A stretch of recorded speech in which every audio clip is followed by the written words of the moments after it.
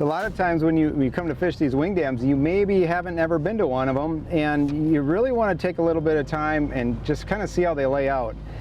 Oftentimes your map card might have it on there. You'll see a line and they'll have it marked, but what I've been finding is they're not always exactly right on the money.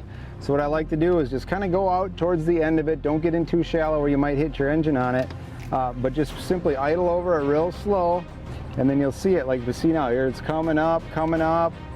Now you can see we're dropping off the front. You can see the scour hole where a lot of those fish are going to be sitting. But what's really important now, you can see it on side imaging, plain as day. Now I can see it on both sides. So what I'm going to do is I'm going to go as far over to the left as I can. I'm going to put a waypoint there. And then I'm going to go as far over to the right as I can. I'm going to put a waypoint there.